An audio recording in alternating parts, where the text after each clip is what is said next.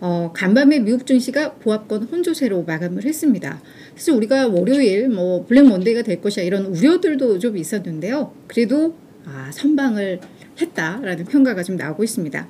아무래도 미국 정부가 예금 보호에 대한 이런 긴급 조치들을 좀 내리고 하면서 진짜 발빠르게 이런 대응을 한 게 어떤 시장의 두려움, 불확실성을 그래도 빨리 잡는 데 도움이 된 게 아닌가라는 생각이 듭니다. 하지만 그렇다고 완전히 마무리된 건 아니죠. 계속해서 우려는 지속되고 있는 이런 상황인데 그럼에도 불구하고 오늘 어떻게 증시가 그래도 이 정도로 선방을 했는지 좀 살펴보고 앞으로 체크해야 될 것들 또 정리를 해보도록 하겠습니다.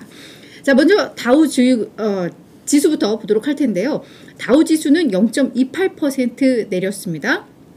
약보합이고요. S&P 500도 0.2% 하락을 했습니다. 반면에 나스닥 지수는 거의 0.5% 정도 상승을 하는 흐름이었는데 지수 자체만 딱 결론적으로 놓고 보면 오늘 상당히 그냥 보합권에서 큰 변동 없었나 이런 생각을 할 법도 한데 사실은 변동성이 매우 컸습니다. 상승하기도 했다가 하락으로 돌아서기도 했다가 상승폭을 좀 키웠다가 좀 그랬는데 자, 그럼에도 일단 결론적으로는 이 정도로 잘 마무리했다라고 좀 해석을 할 수 있을 것 같습니다. 자, 그럼 앞서서도 이제 말씀을 드렸듯이 미국 정부와 연방준비제도가 긴급 지원 조치, 이런 은행들에 대한 유동성에 대한 긴급 조치를 잘 내리면서 그래도 시장이 이렇게 좀 잘 안정적으로 변동성을 많이 그나마 좀 줄였다라고 볼 수 있을 텐데 그 지원 조치들을 좀 보도록 할게요. 일단 실리콘밸리 은행 파산됐고요. 그리고 어제도 말씀을 드렸지만 시그니처 은행도 바로 잇따라서 파산 처리가 됐습니다. 근데 지금 미국 정부와 연준에서 이 두 개의 은행에 예금된 이 예금에 대해서는 예금자 보호 한도를 넘어서더라도 전액 지원을 해주겠다라고 이야기를 했죠. 그런 부분들이 일단 시장의 우려를 많이 잠재울 수 있었고요. 두 번째는 이 연준에서 또 긴급 지원 프로그램 하나를 도입을 했는데 단기 유동성이 부족한 은행을 대상으로 해서 은행 기간 펀딩 프로그램을 도입한다고 발표를 했습니다.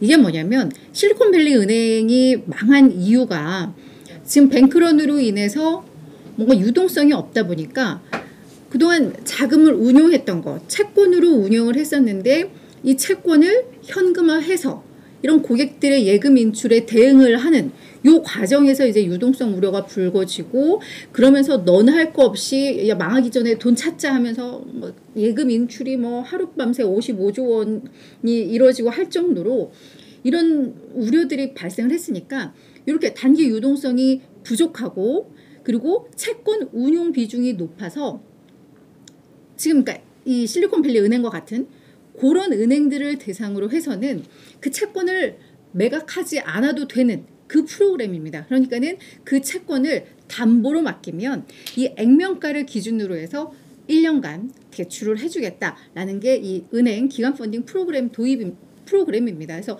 이런 부분들도 지금 유동성에 대한 우려가 있는 지방은행이라던가 중소형 은행들에 대해서는 이게 상당히 우호적인 이런 정책이 되겠죠. 그래서 이런 조치들이 좀 나오면서 그래도 시장에는 그 시장의 큰 두려움들을 완화는 시킬 수 있었는데 다만 그럼에도 불구하고 지금 예금자에 대한 편중, 특정 편중이 좀 높은 그러니까 실리콘밸리 은행처럼 그리고 채권으로 이 자산을 많이 운용하고 있는 이런 은행들 지방은행들, 지역은행들 이들은 주가가 많이 좀 급락을 했습니다.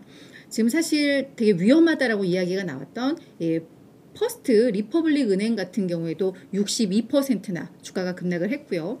웨스턴 얼라이언스도 47%, 메트로폴리탄 뱅크홀딩스도 거의 44% 주가가 급락을 했습니다. 이런 지원 프로그램에도 불구하고 이렇게 주가가 급락하는 이유는 앞서서 이제 실리콘밸리 은행이라던가 이런 은행들의 사례를 좀 보더라도 거기에 예금되어 있는 그 예금은 보호를 하지만 주주들 채권 투자자들을 지원해 주는 건 아니잖아요. 어찌 보면 그것도 당연한 거고요. 그런 관점에 있어서 그냥 이 주식들 자체 어떤 투자하기에는 뭔가 좀 불안하다라는 인식이 좀 있겠죠. 그리고 아무래도 지금 이런 은행권에 대한 우려들이 있다 보니까 예금을 빨리 인출해서 더 큰 은행들, 전통적으로 잘 자리 잡고 있는 그런 대형 은행들로, 그리고 채권 투자로의 자금이 좀 이동을 하면서 결국은 주가는 이렇게 좀 급락을 하는 그런 흐름들이 나오고 있습니다. 그리고 긴급 지원 조치가 매우 잘 됐다라는 평가를 받고 있습니다만, 이제 문제는 이렇게 은행 시스템이 좀 붕괴되고 이렇게 계속해서 뭔가 전염되는 이런 것들은 뭔가 비합리적인 어떤 두려움, 공포심으로 시작됐던 경우가 좀 많잖아요. 그래서 사실 이 실리콘밸리 은행의 파산도 어찌 보면 약간 좀 억울한 측면은 있죠. 그래서 그런 대목에 있어서 아직까지 이런 불안감들이 있고 내 자산을 좀 더 안전한 데로 옮기겠다라는 그런 수요들이 있다라는 점에 있어서는 아직은 이런 모든 리스크 요인들이 해소된 것은 아니다. 여전히 진행형이다라는 이야기들은 좀 나오고 있는 상황입니다.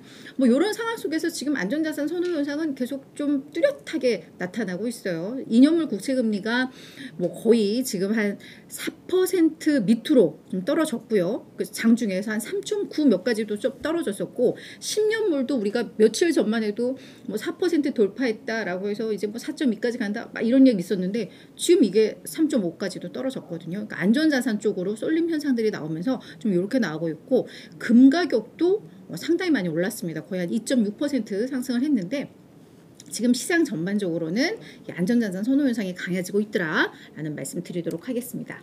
자, 그러면서 우리가 또 체크해야 될 거는 일단 지금 금융시장이 뭔가 되게 불안하죠. 뭐 은행의 시스템 우려 뭐 이렇게 퍼지면서 결국 이제 3월 21일, 22일 날 진행되는 FOMC 회의에서 우리 연준이 기준금리를 어떻게 할 것이냐, 이쪽으로 이제 관심이 또 연결이 되고 있는 그런 상황인데, 일단 금리 동결론이 고개를 들기 시작을 했습니다. 자, 먼저 CME의 패드워치 이 내용을 좀 보시면은요, 지난 금요일까지만 하더라도 동결한다에 베팅을 하는 시장 참여자들은 없었습니다. 그리고 이제 25bp 인상 가능성 60, 50bp 인상 가능성 이제 40였거든요. 그러니까 원래는 50bp 인상 가능성이 막 80%까지 높아졌다가 이런 은행 파산이 이어지면서 50보다는 25로 이제 확률이 기울고 있는 그런 상황이었는데, 13일 기준으로 해서 딱 봤더니 동결로에 베팅하는 확률이 32%까지 높아졌습니다. 그리고 25bp 인상 가능성 68%, 50bp 인상 가능성이 이제 제로가 됐거든요. 그러니까 50bp 인상 가능성 이 확률이 다 동결로 이제 뭐 이런 흐름이 되는 건데, 자, 이에 대해서 사실 월가에서도 이런저런 뭐 많은 전망들을 내놓고 있습니다. 금리 동결을 가장 먼저 제시한 게 골드만삭스죠.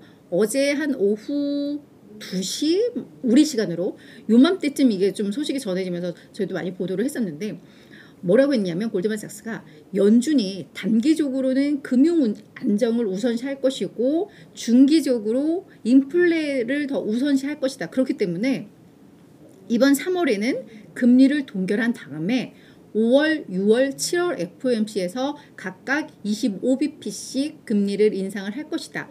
그러면 최종금리가 지금 가장 높은 게 4.75니까 한 5.25에서 5.5%까지 최종금리가 갈 것이다. 뭐 이런 전망을 좀 내놨습니다.